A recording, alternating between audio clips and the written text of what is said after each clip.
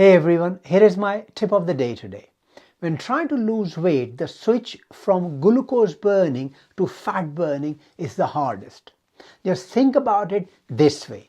At any time in your body, in an average weight, healthy body, there are about 2000 calories stored as glucose energy and over 100,000 calories stored as fat energy.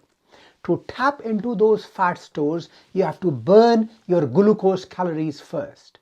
The problem is, as we keep eating all day long, keep ingesting food all day long, our body produces insulin. This insulin stores fat and we can never tap into those fat stores. There are only two ways to break this vicious cycle. Reduce your carbohydrates and do intermittent fasting. Follow my videos on intermittent fasting.